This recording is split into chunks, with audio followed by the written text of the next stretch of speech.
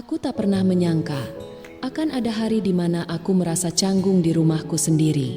Rumah yang sudah kutempati belasan tahun, tempat aku membesarkan Johnny, anak angkatku yang kini sudah beranjak dewasa.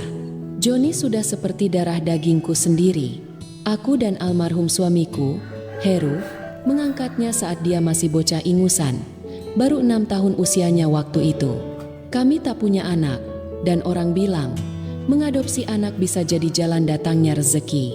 Tapi ternyata, setahun setelah itu, Heru justru meninggal dalam kecelakaan. Aku yang seorang janda, hanya berjualan jajan pasar dan kuliner rumahan, membesarkan Johnny sendiri.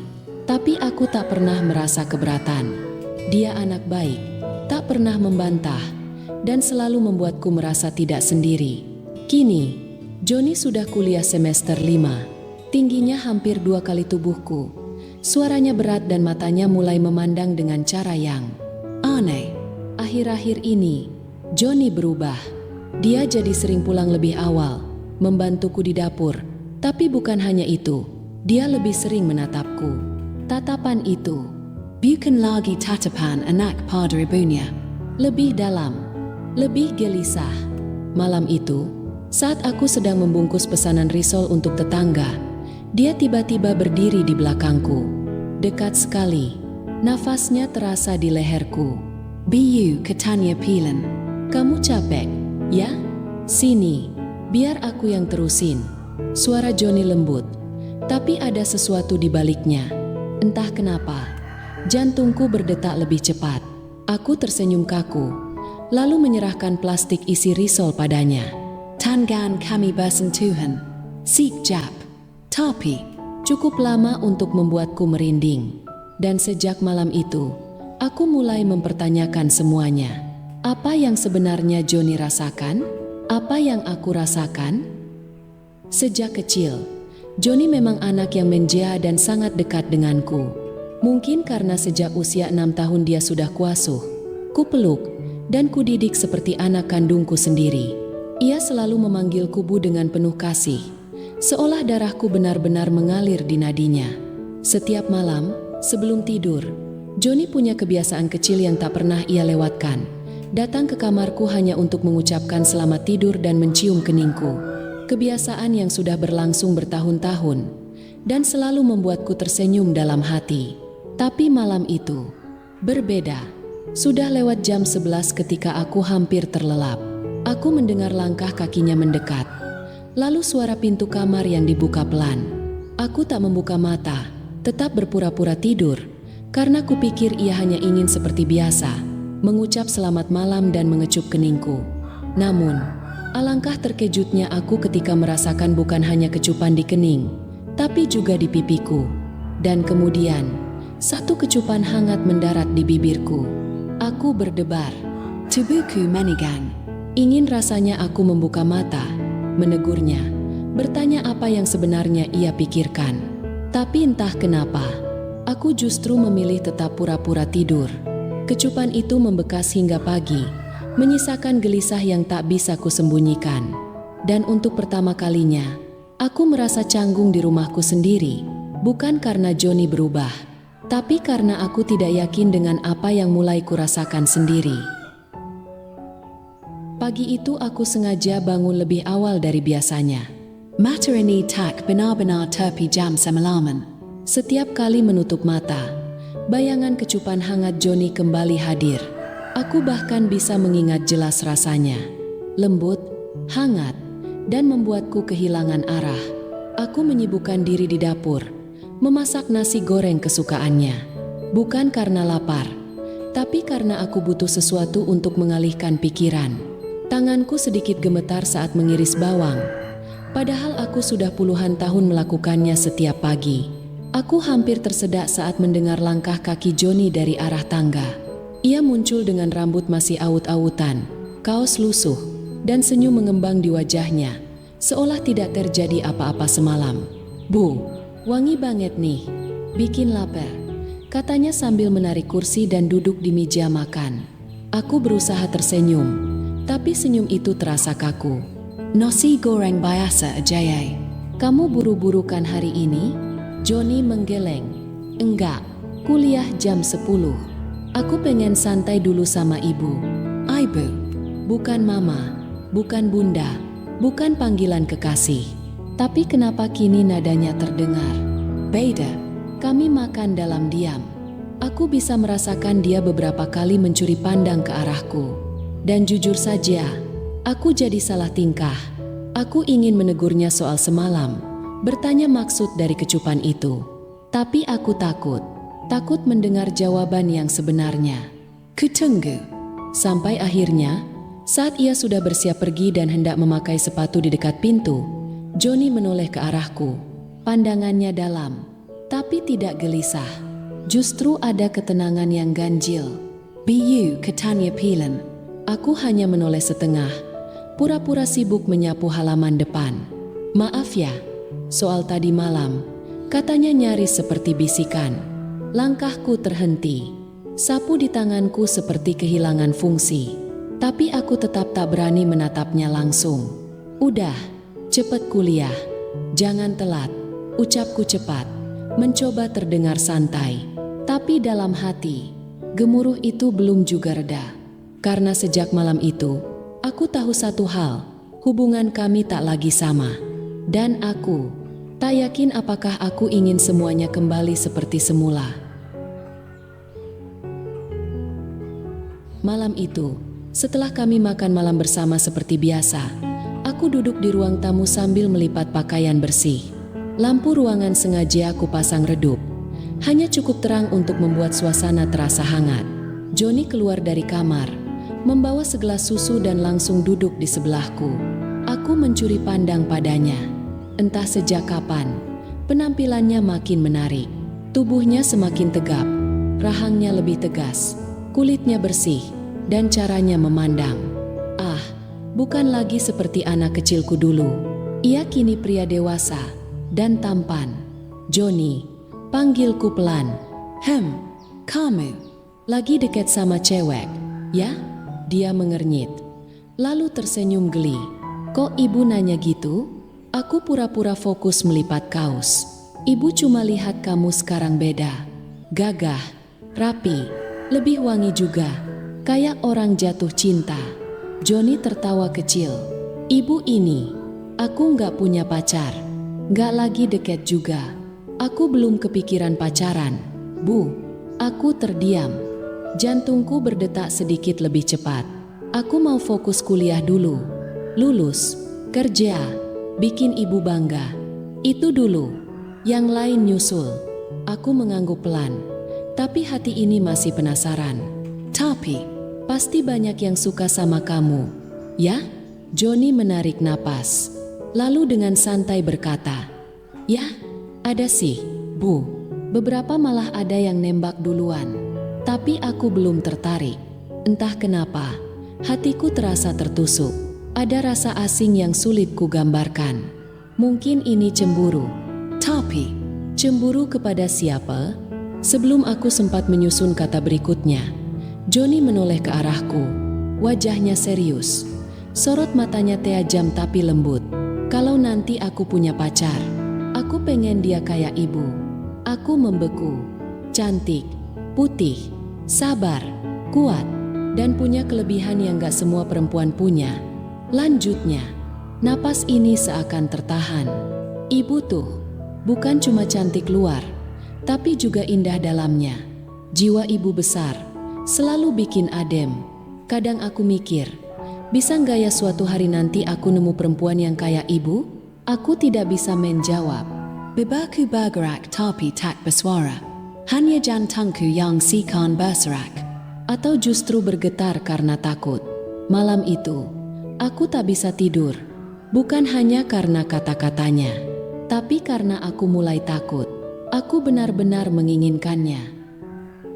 Setelah percakapan itu, Johnny kembali ke kamarnya. Aku melanjutkan melipat pakaian sambil mencoba meredakan degup jantung yang belum juga tenang.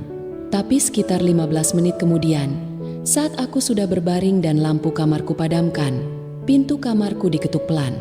Bu, suaranya lembut. Aku tahu itu Johnny. Ayah, John.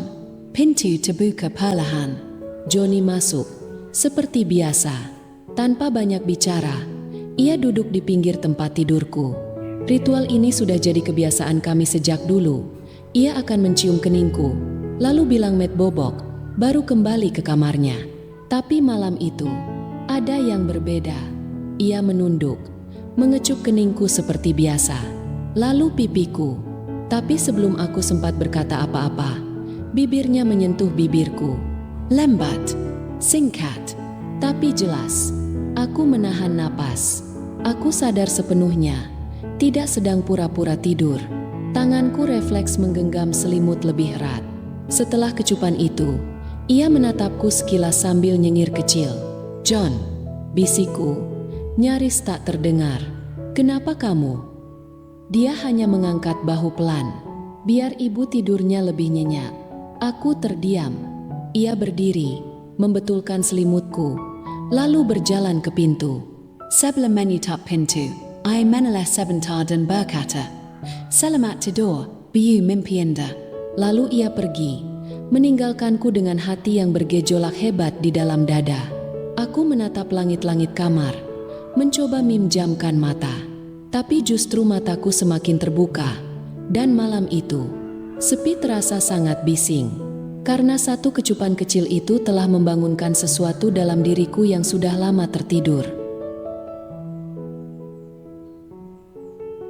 Sore itu langit agak mendung. Aku baru selesai menyiapkan kue pesanan pelanggan. Peluh masih menempel di pelipis saat aku memutuskan untuk mandi. Kupikir Johnny masih di kampus. Jadi aku masuk kamar mandi tanpa pikir panjang. Tapi saking lelah dan buru-burunya, aku lupa satu hal penting. Handuk. Begitu selesai mandi, aku baru sadar.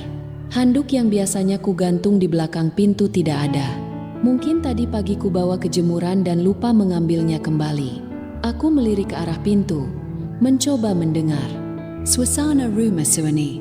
Dengan suara pelan, aku membuka pintu kamar mandi dan menyembul sedikit keluar.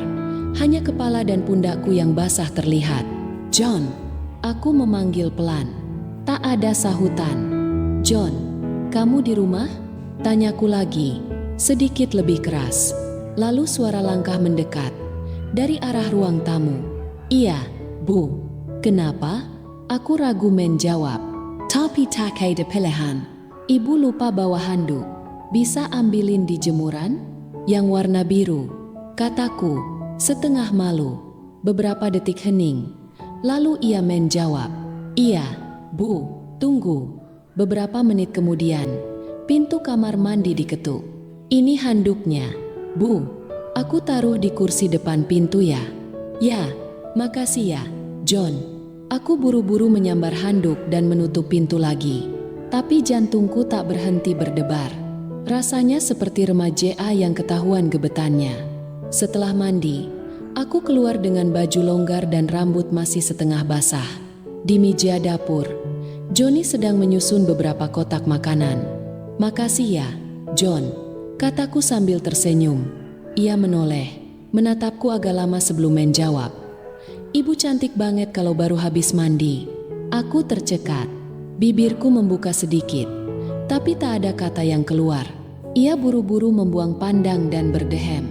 Maksudku, seger gitu, Bu. Hehe, aku tertawa kecil, mencoba mencairkan suasana. Tapi tawa itu lebih sebagai tameng dari kecanggungan yang menari-nari di dada.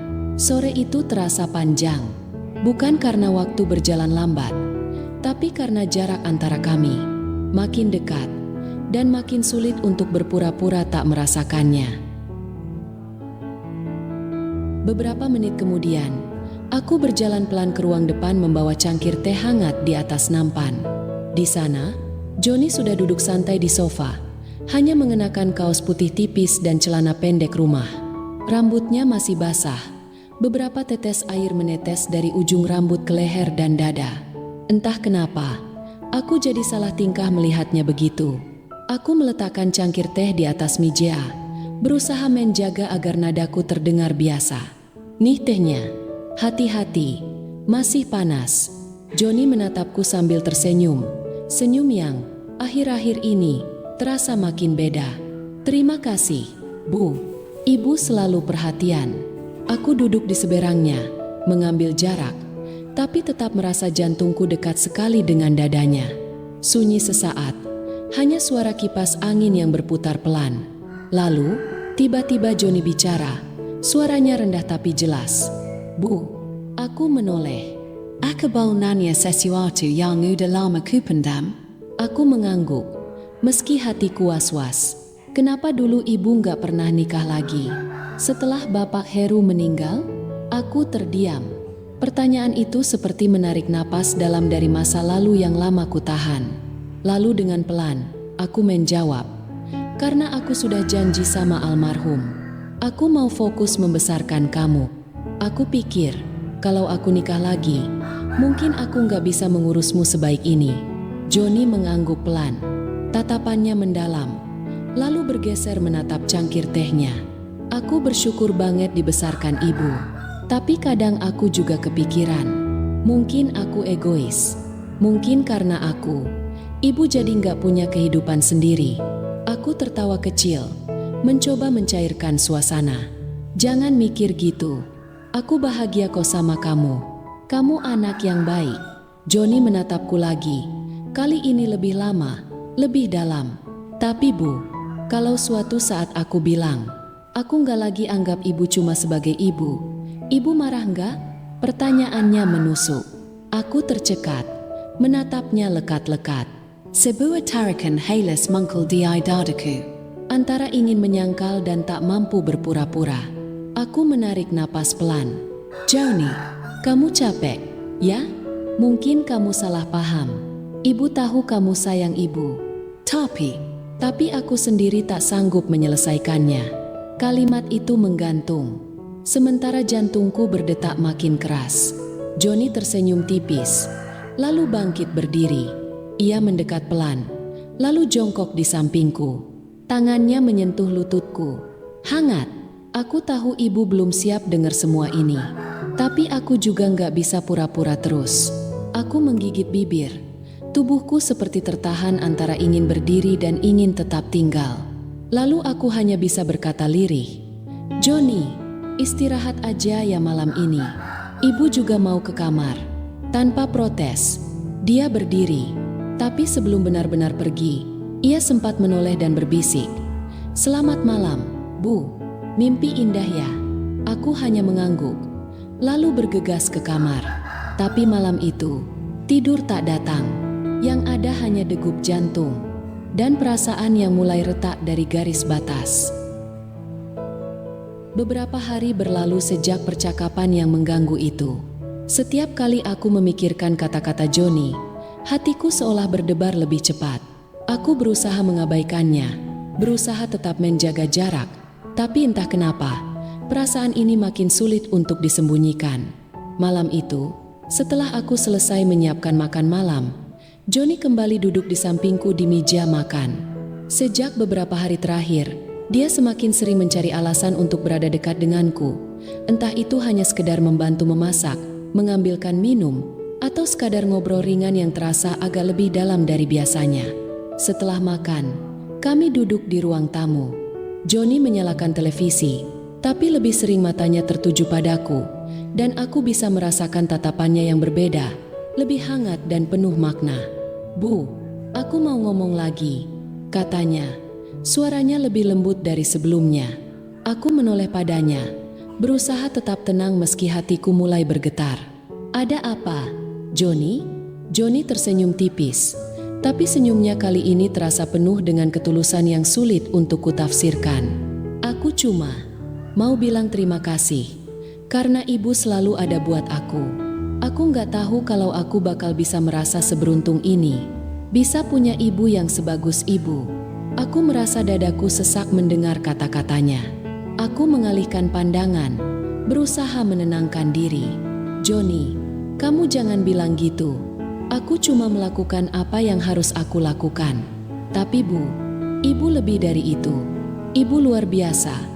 Jawabnya dengan nada lebih serius.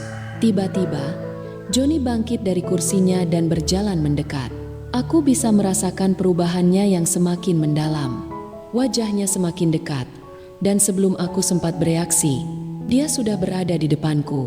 Aku mundur sedikit, tapi tidak bisa menghindar ketika tangan Joni menyentuh lembut pipiku. Bu, aku. Ibu tahu kan, aku nggak bisa berpura-pura lagi, katanya. Suaranya sangat rendah, membuat napasku sesak. Hatiku mulai berdetak cepat. Joni, apa maksud kamu? Joni mengangkat daguku dengan lembut, memaksaku untuk menatap matanya yang penuh emosi. Ibu tahu kan, aku sudah lama jatuh cinta sama ibu, ucapnya, penuh keyakinan. Aku merasa dunia berhenti sejenak. Perasaanku campur aduk, terkejut, bingung, tapi juga entah kenapa ada perasaan lain yang muncul dalam diriku. Rasa takut dan juga keinginan yang tak bisa dijelaskan. Sebelum aku bisa merespons, Joni bergerak lebih dekat, dan dalam sekejap, bibirnya menyentuh bibirku dengan lembut. Ini bukan ciuman yang penuh gairah, tapi lebih seperti sebuah ungkapan perasaan yang tertahan begitu lama. Ciuman itu begitu lembut, penuh dengan keraguan, tapi juga penuh dengan keinginan. Aku terpaku, tidak tahu harus bagaimana.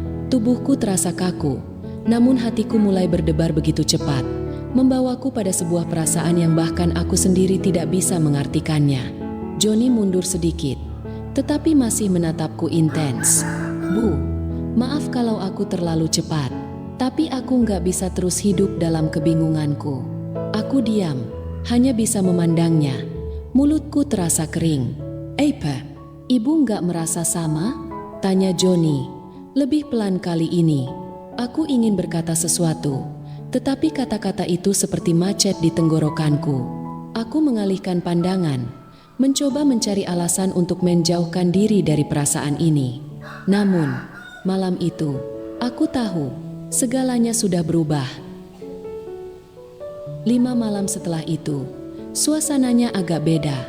Joni terlihat lebih tenang, tapi ada sesuatu di matanya yang seperti menahan sesuatu. Setelah makan malam, dia duduk lebih dekat dariku, lalu mulai bicara pelan. Bu, aku mau pamit. Besok pagi aku berangkat KKN. 2 minggu. Aku diam sesaat. Meskipun cuma 2 minggu, entah kenapa dadaku terasa berat. KKN ya? Tanyaku pelan. Cepet juga ya waktu berlalu. Joni mengangguk. Iya, dan aku titip ibu ya. Aku udah minta Pak Bijo buat bantu-bantu di rumah selama aku pergi. Biar ibu nggak kesepian, nggak berat-berat sendirian. Aku tersenyum kecil. Kamu ini, aku baik-baik aja kok. Tapi makasih ya. Suasana hening sejenak. Hanya suara jangkrik dari luar jendela yang terdengar. Lalu Joni menarik napas panjang. Bu, malam ini, boleh nggak aku tidur bareng ibu? Kayak dulu waktu aku kecil. Aku cuma kangen aja. Aku tertegun. Entah kenapa permintaan itu membuat jantungku berdetak lebih cepat. Tapi tatapan Joni begitu lembut, begitu tulus. Seperti anak kecil yang akan pergi jauh dan hanya ingin sedikit pelukan hangat dari rumah. Aku tak bisa menolak. Ya udah, tapi tidur di pinggir ya. Jangan ganggu ibu, ucapku setengah bercanda, menyembunyikan rasa gugupku. Joni hanya tertawa kecil. Janji. Malam itu, kami tidur satu ranjang. Awalnya biasa saja, tapi entah karena tahu besok akan berpisah sementara, rasanya suasana jadi lebih hening dan penuh ketegangan yang sulit dijelaskan. Joni tidur memunggungiku, tapi aku bisa merasakan tubuhnya yang hangat dan napasnya yang kadang berat, kadang cepat. Beberapa menit kemudian, tiba-tiba dia membalikkan badan, memelukku dari belakang dengan perlahan. Tidak erat, tapi cukup membuatku sadar bahwa jarak kami sudah terlalu tipis. Aku hendak menegur, tapi suaranya terdengar pelan, hampir seperti bisikan. Bu, makasih udah rawat aku selama ini. Aku nggak pernah bisa bayangin hidup tanpa ibu. Aku menahan napas, tidak membalas, hanya mendengarkan. Pelukannya masih hangat, dan aku hanya bisa menutup mata. Tak tahu harus merasa apa. Melamai bukan malam biasa. Ada rasa rindu yang belum sempat muncul tapi sudah harus ditahan. Ada ketegangan, ada perasaan yang ingin diredam, tapi justru semakin terasa nyata. Dan di ujung malam, sebelum kami benar-benar tertidur, Joni mengecup pelan pundakku dan berbisik, Nanti kalau aku balik, aku harap perasaan ini nggak berubah. Aku terdiam. Karena malam itu, aku tahu, aku pun tak lagi bisa berpura-pura. Hari-hari setelah Johnny berangkat terasa sunyi. Rumah ini terlalu sepi tanpa suara langkahnya, tanpa senyum paginya, atau kecupringan sebelum ia berangkat kuliah. Tapi setidaknya ada Pak Bijo, lelaki setengah baya yang sudah seperti bagian dari rumah ini. Pak Bijo itu orangnya kocak. Walau sudah kepala 5, badannya masih kekar. Urat-urat di lengannya jelas saat dia ngangkat ember atau motong daun pisang buat bungkus jajananku. Tiap pagi dia sudah datang lebih dulu, nyapu halaman sambil bersiul-siul. "Bu Heni, jajanannya hari ini pesanan siapa aja? Biar Bijo siapin daun pisangnya dulu nih. Yang panjang-panjang, kayak kenangan ibu sama Pak Heru," godanya sambil ngedip. Aku cuma nyengir. "Ih, kamu ini, ada aja." Kadang dia bantu DI diaper. Kalau aku lagi mengadon, dia bagian bungkus dan goreng. Tangannya cekatan, dan lucunya, dia suka nyanyi-nyanyi lagu dangdut zaman dulu. Suaranya, yah, bisa bikin adonan gosong kalau aku nggak tahan ketawa. Sore-sore, dia suka ngajak ngobrol di teras sambil minum teh. "Ibu kok kurusannya? Mikirin siapa sih? Johnny? Atau jangan-jangan mikirin Pak Bijo nih?" katanya sambil nyeruput tehnya. Aku hanya tertawa pelan. Tapi dalam hati, memang aku sedang memikirkan seseorang. Bukan Pak Bijo, tapi Johnny. Rasanya aneh. Setiap Pak Bijo bercanda, mataku mencari bayangan Johnny. Setiap Pak Bijo tertawa, aku ingat suara tawa Johnny yang lebih muda, lebih dalam, lebih membekas. Satu malam, hujan deras turun. Aku terjebak di dapur karena genteng bocor. Pak Bijo yang masih ada di rumah buru-buru naik ke atap, memperbaiki dengan mantel plastik seadanya. Basah kuyup, dia turun, lalu masuk dapur sambil menggigil. "Aduh Bu, Bijo kedinginan, bau nampang anjetin dari DI diaper wae." Aku buru-buru ambilin handuk kecil buat dia. Tapi entah kenapa, saat dia menyeka rambutnya yang basah, aku merasa aneh. Suasana jadi hening. "Bu, kalau nggak ada Johnny, siapa yang biasanya ibu ajak ngobrol begini?" Aku terdiam. Pertanyaan sederhana, tapi menohok. Biasanya aku diam aja, atau aku nulis di buku resep. Jawabku pelan. Pak Bijo hanya mengangguk. Lalu dia berdiri, mengambil jaketnya, dan berkata sebelum pulang, "Kalau ibu kesepian, Bijo selalu siap bantu. Bikin jajan, atau bikin ibu senyum." Malam itu aku tidur lebih cepat, tapi mataku tak juga terpejam. Karena bukan bayangan Pak Bijo yang ada di kepalaku, melainkan Johnny. Dan aku tahu, 2 minggu ini akan jadi minggu-minggu yang aneh. Karena satu rumah bisa terasa sangat ramai, tapi tetap sepi tanpa dia. Malam itu, aku terbangun, haus. Jadi aku melangkah pelan menuju dapur, berniat ambil segelas air putih. Tapi langkahku terhenti saat aku melewati kamar Johnny, yang sekarang ditempati Pak Bijo selama Johnny KKN. Ada suara, awalnya samar, tapi makin dekat. Aku mulai mendengar rintihan pelan. Suara perempuan. Aku refleks menahan napas. Jantungku berdebar. Suasana rumah yang biasanya tenang di malam hari mendadak terasa asing. Aku menempelkan telinga ke dinding. Tapi karena penasaran, aku mengendap keluar, mengitari teras belakang dan mengintip dari celah jendela yang tak tertutup tirai. Dan disitulah aku melihatnya. Pak Bijo bersama Bu Siti, pembantu tetangga yang tinggal di seberang rumah. Usianya sudah hampir 60, jauh lebih tua dariku, dan bahkan sedikit lebih tua dari Pak Bijo. Tapi malam itu, mereka berdua terlihat begitu menikmati kebersamaan. Tubuhku menegang, antara kaget, bingung, dan entah kenapa ada perasaan aneh dalam dada. Aku segera menjauh, kembali masuk rumah, menutup pintu perlahan. Gelas di dapur bahkan tak sempat kugapai. Aku duduk di kursi rotan ruang tengah, mencoba menenangkan diri. "Ada Rosa Jelly, tapi juga ada rasa lain. Mungkin cemburu, atau Entahlah, tapi melihat Pak Bijo bisa begitu nyaman dengan Bu Siti, aku merasa ada sesuatu yang berubah dalam pikiranku. Mungkin karena terlalu lama sendiri. Mungkin karena selama ini aku merasa hanya aku yang dicari, dibantu, diajak ngobrol. Tapi ternyata, semua bisa berubah semudah itu. Dan entah kenapa, bayangan Joni kembali muncul dalam benakku malam itu. Hangat kecupannya sebelum pergi KKN. Tatapan matanya yang belakangan ini begitu dalam. Semua kembali berputar. Aku pejamkan mata, mencoba tidur. Tapi dalam gelap, jantungku masih berdetak cepat. Dan rasa rindu pada Joni justru makin menggebu. Aku berlari kecil kembali ke kamarku, menutup pintu dan bersandar di baliknya. Nafasku masih belum teratur, tapi bukan karena lelah, melainkan karena pikiranku sendiri. Bayangan Pak Bijo dan Bu Siti, bagaimana mereka saling mendekap, saling berbagi kehangatan di balik malam, membuat dadaku terasa kosong.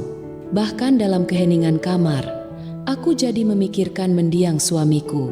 Betapa dulu aku pernah dicintai, dimanja, disayang tanpa syarat. Tapi belum sempat air mataku jatuh, ponselku yang tergeletak di samping ranjang bergetar pelan. Joni, Nama itu muncul di layar. jantungku berdegup tak karuan. Cepat kuangkat. Halo, ukapku pilan, suaraku agak serak. Bu, ibu belum tidur? Suara Joni terdengar lembut. Ada getar rindu yang begitu nyata. Baru saja mau tidur. Kenapa? Joni? Ada apa malam-malam begini? Aku mencoba terdengar tenang, tapi suaraku sedikit gemetar. Aku kangen, Bu. Jawabnya tanpa jeda. Aku tercekat. Ada jeda sebelum ia lanjut bicara. Tadi pas aku berbaring, aku malah kebayang wajah ibu. Senyuman ibu. Cara ibu nyuapin aku dulu waktu kecil. Bahkan, cara ibu memelukku kalau aku mimpi buruk. Aku terdiam. Rasa hangat menjalar dari dadaku. Joni, bisikku pilan. Bu, suara Joni lebih pelan dari sebelumnya. Kalau aku bilang aku nggak pengin jauh-jauh dari ibu. Aku pengin bisa tidur di sebelah ibu tiap malam. Ibu bakal marah nggak? Tubuhku bergetar. Malam makin suani. Dan kata-kata Joni itu mengisi seluruh ruang di dadaku. Aku cuma nggak ngerti. Joni, kenapa kamu ngomong kayak gitu? Aku juga nggak ngerti, Bu. Tapi sejak sebelum KKN ini, aku ngerasa ada yang berubah. Aku nggak bisa mikirin cewek lain. Aku cuma bisa mikirin ibu. Ibu yang selalu ada buat aku. Ibu yang paling cantik buat aku. Aku membalik tubuhku di atas ranjang, memeluk bantal erat. Degupan jantungku menggema di telinga. Joni, kamu tahu kita nggak bisa sembarangan bicara soal ini. Aku tahu, Bu. Tapi aku juga tahu. Aku sayang ibu. Bukan cuma sebagai anak. Suasana hening. lalu dia berkata pilan. Siola berbisik dari Jo. Nanti pas aku pulang, aku cuma mau tidur di kamar ibu lagi. Kayak dulu. Sebelum aku sempat menjawab, telepon sudah ditutup. Tapi digap di dadaku tak kunjang rida. Aku menatap layar ponsel yang kini gelap. Dan malam itu, aku tak bisa tidur. Karena malam itu, hatiku sedang kacau. Oh rindu, oh kinangan, dan oh Joni. Malam itu setelah kejadian pagi yang bikin suasana agak kikuk, aku duduk sendirian di teras belakang. Angin malam menyentuh lembut kulitku, dan aroma seduhan teh melati dari cangkirku menguar hangat. Tapi pikiranku melayang jauh, ke Joni, ke suara telepon semalam, dan ke Pak Bijo yang kini terlihat lebih dari sekadar tukang kebun. Langkah kaki Pak Bijo terdengar pelan mendekat. Sendirian aja, Bu Heni? Sepertinya tehnya butuh teman ngobrol nih, katanya sambil tersenyum canggung. Aku tersenyum kecil. Tadi niatnya ngadem sebentar, Pak, tapi jadi kepikiran macem-macem. Pak Bijo duduk di bangku sebelahku, menjaga jarak sopan. Tapi suasana sunyi malam dan ketenangan itu justru bikin detak jantungku terasa lebih keras. Mafwaye, Biu Sol Semalam. Soyo Kalaf. Biu Siti Aitu. Ya, kami cuma saling melengkapi kesepian aja. Aku mengangguk pelan.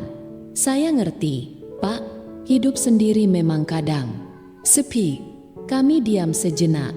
Hanya suara jangkrik dan detak hati yang berdentam dalam dada masing-masing. Lalu Pak Bijo menoleh padaku. Tapi saya kadang mikir, Bu, apa ibu nggak kesepian juga? Aku menatapnya, agak kaget, tapi tak menjawab. Joni anak baik. Saya ngerti banget kenapa ibu fokus membesarkan dia. Tapi Bu Heni juga perempuan. Masih cantik, masih hangat, masih Haidap. Soyo Kumatakat. Jangan ibu terlalu sibuk menguatkan orang lain. Sampai lupa menguatkan diri sendiri. Aku terdiam. Kalimatnya seperti mengetuk pintu yang selama ini kukunci rapat. Malam itu, kami tidak bicara banyak lagi. Tapi ketika Pak Bijo pamit masuk dan tangannya menyentuh lembut pundakku sebentar. Sekilas, singkat, tapi dalam. Aku tahu, perasaan ini tidak bisa kupendam sendirian selamanya. Dan entah kenapa, malam itu aku tidur dengan senyum kecil.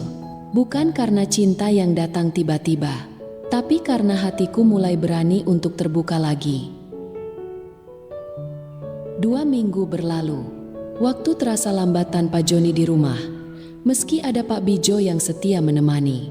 Tapi entah kenapa, malam sebelum Joni pulang, aku justru gelisah. Perasaan bercampur aduk. Rindu pada Joni, tapi juga deg-degan karena tak tahu harus bersikap seperti apa setelah kedekatanku dengan Pak Bijo. Dan pagi itu, suara motornya berhenti di depan pagar. Aku buru-buru keluar, menyambutnya.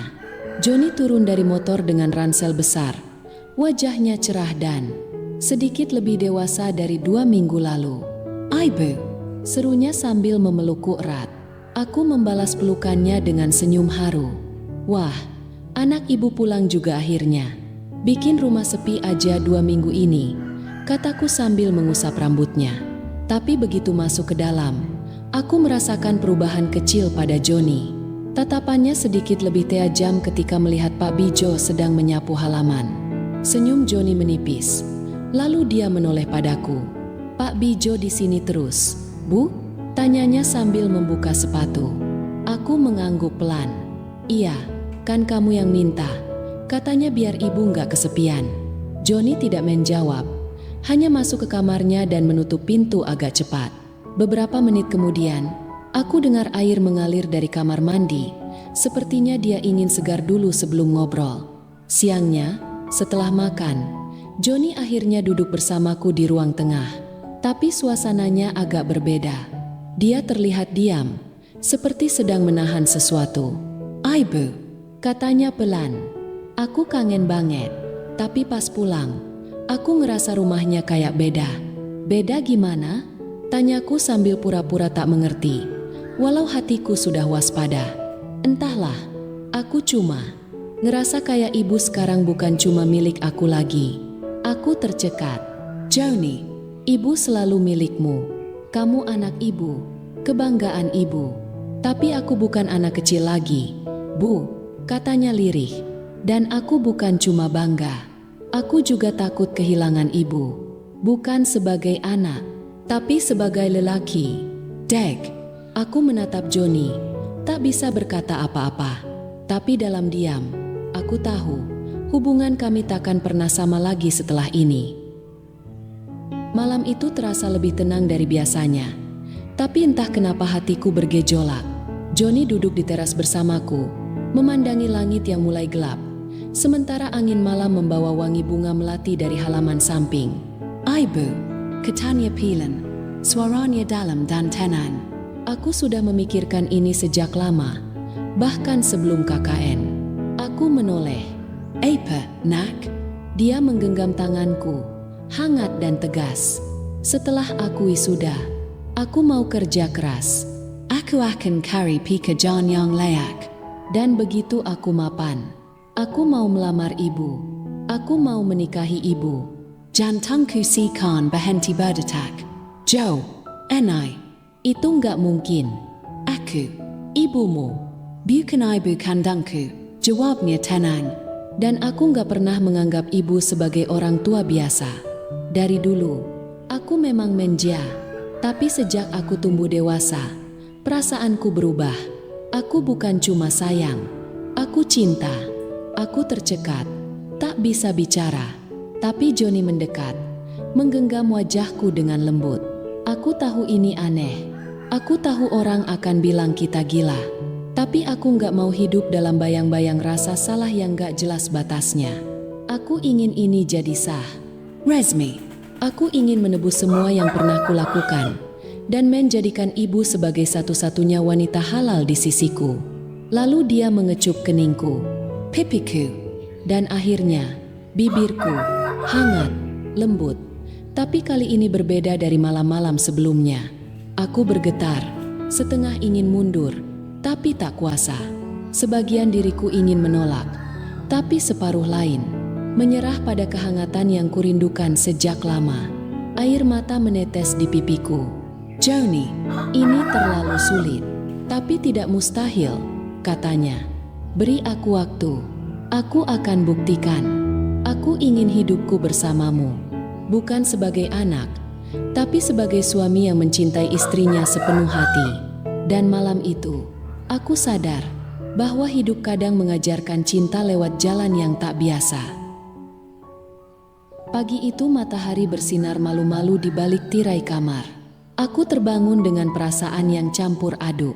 Selimut masih melilit tubuhku, dan kehangatan malam tadi masih membekas di kulitku dan di hatiku. Johnny masih terlelap di sampingku. Napasnya tenang, wajahnya begitu damai seperti anak kecil. Tapi aku, hatiku berkecamuk. Apa yang sudah kulakukan? Bisikku pada diri sendiri, sambil duduk perlahan di pinggir ranjang. dadaku sisak. Rasa bersalah menelusup perlahan, menyesak di tenggorokan. Aku ibu angkatnya, aku yang membesarkannya, aku yang menggendongnya saat demam, menyuapinya saat dia mogok makan dulu waktu kecil. Tapi sekarang, air mataku menetes, tanpa bisa dicegah. Pak Heru, Maafkan aku, bisikku dalam hati. Aku sudah gagal menjaga janji kita. Tapi, kinangan tadi malam begitu kuat. pelukan Johnny, kecupan hangatnya, caranya menatapku seolah aku satu-satunya wanita di dunia ini. Dan lebih dari itu, untuk pertama kalinya sejak Pak Heru meninggal, aku merasa dicintai lagi. Hati kecilku berbisik, menolak untuk menyesal sepenuhnya. Bagaimana kalau Johnny memang ditakdirkan menggantikan almarhum suamiku? Bagaimana kalau ini bukan dosa, tapi jalan yang digariskan Tuhan, dengan cara yang tidak ku mengerti sekarang? Saat aku berdiri pelan, beranjak ke kamar mandi untuk membersihkan diri, aku menatap bayanganku di cermin. Masih ada sisa bekas cinta semalam di leherku, dan justru itu yang membuatku menangis lagi, bukan karena menyesal, tapi karena takut berharap. Lalu suara lembut Johnny memecah lamunanku dari balik pintu. Bu, kamu nggak sendiri. Aku di sini. Aku beneran akan mewujudkan semua yang aku bilang. Aku terdiam, lalu menggenggam erat pegangan wastafel. Mungkin aku hanya perlu waktu, tapi dalam diamku, aku mulai mengikhlaskan satu kemungkinan, bahwa aku, seorang wanita yang pernah bersumpah untuk hidup sendiri, kini mulai membuka hati untuk cinta yang datang dari arah yang tak kusangka. Seminggu setelah malam penuh pengakuan itu, Johnny makin sering menemaniku. Dia seperti tak ingin kehilangan satu detik pun untuk menunjukkan betapa serius perasaannya. Bahkan dia mulai mencari-cari lowongan kerja dan beberapa kali menyebut ingin segera melamarku secara resmi. Hatiku Campur aduk antara bahagia dan takut. tapi hidup gak pernah segampang itu. Suatu sore, saat aku sedang menjemur baju di belakang rumah, terdengar suara motor berhenti di depan pagar. Aku pikir kurir paket, tapi waktu aku mengintip dari jendela, jantungku langsung nyaris copot. Seorang gadis muda berdiri ragu-ragu sambil menggenggam tas selempangnya erat-erat. Wajahnya pucat, matanya sembab, tapi masih tampak cantik dengan dandanan seadanya. Ia menatap rumah ini seperti sedang menimbang keberanian terakhirnya. "Permisi," katanya pelan saat aku membukakan pintu. "Iya, ada yang bisa saya bantu?" "Iya." Dia menarik napas panjang. "Soyo, Siska, teman kuliah Joni." Hatiku langsung tegang. "Oh, Siska, Joni lagi nggak di rumah." Tapi, Belum sempat aku selesai, dia memotong dengan suara bergetar. "Saya nggak datang buat ketemu Joni. Saya datang buat ibu." Aku terdiam. Siska lalu merogoh tasnya dan mengeluarkan selembar kertas hasil USG. "Saya hamil, Bu. Dan anak ini, anak Joni." Dunia seperti berputar. Aku nyaris kehilangan keseimbangan. Tubuhku gemetar. kamu, "Serius?" Siska mengangguk. Air matanya tumpah. kami Hilaf, Bu. Waktu KKN, kami satu kelompok. Malam itu hujan deras. Kami semua terjebak di rumah penduduk, sempit. Joni dan saya tidur di tempat yang sama. Dan, Soyo kira dia sayang sama Soyo. Hatiku rimak. Semua kenangan indah semalam terasa seperti fata morgana. Siska menunduk. "Saya nggak minta dinikahi. Saya cuma ingin Joni tahu dan bertanggung jawab." Meski cuma mengakui. Tiba-tiba di belakangku, suara Joni terdengar pelan tapi tajam. "Siska, kamu datang juga." Aku menoleh. Joni berdiri dengan wajah tak terbaca. Di balik tenangnya, aku tahu dia sedang berperang. Siska menangis lebih kencang. "Maaf, John. Aku nggak tahu harus kemana lagi." Joni menatapku. Tatapan yang dulu penuh cinta, sekarang penuh kebingungan dan Permintaan maaf. "Bu, aku bisa jelaskan. Aku hanya berdiri kaku. Antara ingin marah, menangis, atau memeluk Joni dan bilang semua akan baik-baik saja. Tapi satu hal yang pasti, hidupku tak akan pernah sama lagi setelah pintu itu terbuka." Hari itu aku duduk sendiri di ruang tamu. Joni dan Siska sudah pulang dari pembicaraan panjang bersama. Semua sudah dijelaskan. Semua sudah nyata untuk disangkal. Aku menatap kosong ke dinding, memeluk diriku sendiri, mencoba menenangkan badai di dada. Air mata sudah kering, tapi rasanya sesak itu masih menggantung di udara. Ketika Joni datang malam itu, wajahnya kusut dan lelah. Ia berdiri di ambang pintu kamarku seperti anak kecil yang tahu telah berbuat salah tapi masih berharap dimengerti. Bu katanya pilan. Aku menoleh, mencoba tersenyum, tapi hanya mampu mengangguk. Aku minta maaf. Aku tahu ini berat. Aku bangkit perlahan. Aku tahu kamu sayang sama ibu, John. Tapi kamu juga harus bertanggung jawab. Ia menunduk. "Menikahilah Siska." Joni mendongak. Wajahnya seperti dihantam palu. Apa? "Ibu yakin?" Aku tersenyum getir. "Mungkin ibu nggak sepenuhnya siap melepasmu ke pelukan perempuan lain. Tapi kamu sudah membuat keputusan yang membawa nyawa baru ke dunia ini. Dan itu lebih besar dari perasaan kita." Ia mendekat, memegang tanganku. "Tapi cinta Joni." Cuma buat ibu. "Justru karena ibu tahu itu, ibu minta kamu nikahi dia. Jangan sampai anak itu tumbuh tanpa sosok ayah." Ia memelukku erat. Aku bisa rasakan air matanya jatuh di bahuku. Tapi pelukan itu terasa seperti pelukan perpisahan. Dan malam itu, saat Joni kembali ke kamarnya, aku menatap langit dari jendela kamar. Hanya satu doaku panjatkan. Wahai Tuhan, beri aku kekuatan untuk mencintai tanpa memiliki dan melepaskan tanpa membenci. Sudah hampir 3 bulan sejak Joni menikah dengan Siska. Mereka kini tinggal di rumah kontrakan kecil tidak jauh dari tempat kerjanya. Kami masih sering berkabar, walau kini terasa berbeda. Ada jarak yang tak kasat mata, tapi aku tahu itulah harga dari keputusan yang harus kami ambil. Sore itu hujan baru saja reda. Udara segar masuk lewat jendela kamar mandiku yang terbuka. Aku selesai mandi dan seperti kebiasaan lamaku, lagi-lagi lupa membawa handuk. Aku sempat tertawa sendiri, menggeleng.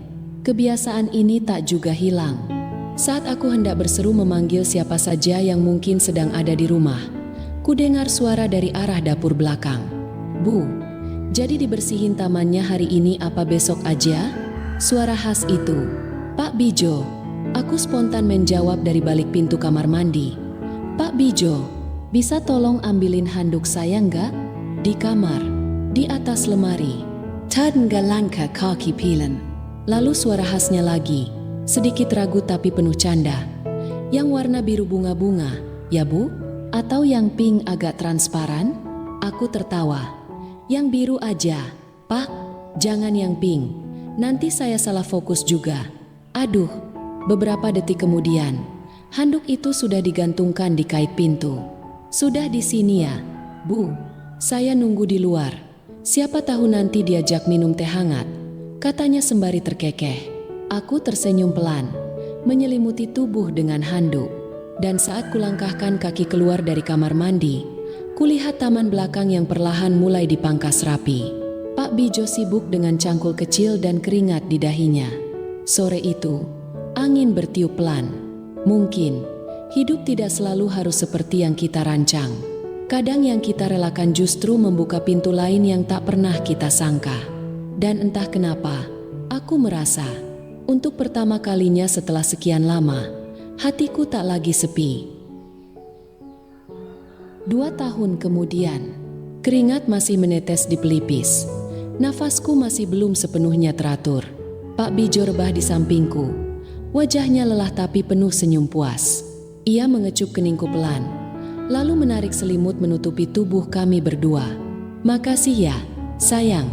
Ternyata kamu memang wanita istimewa dalam hidupku. Bisiknya Mesra. "Semuanya serba besar dan indah sekali. Semangatmu, jiwamu." Hehe, aku sempat melongo. Dalam hati bertanya, kok bisa ya aku berada di atas ranjang bersama Pak Bijo? Dalam kondisi seperti ini, melihat ekspresiku, Pak Bijo malah tertawa kecil. "Loh, kita kan udah sebulan resmi jadi suami istri, Bu sayang. Kok masih kayak orang bingung gitu sih?" Aku menutup wajahku dengan tangan. "Aduh maaf, Mas, kirain ini cuma mimpi indah." Saking indahnya, Pak Bijo makin terkekeh. Tangannya menggenggam tanganku erat. Di luar, suara daun-daun sailing bersentuhan di tiap anjing. Di dalam, ada kehangatan yang tak lagi semu. Ternyata sudah 2 tahun sejak Joni menikah dengan Siska. Sejak itu, hidupku perlahan kembali tenang. Dan Waye, Sebulan lalu, aku menerima lamaran dari lelaki yang selalu ada di halaman belakang hidupku, Pak Bijo. Siapa sangka, yang dulunya hanya tukang kebun, kini tukang rawat hati.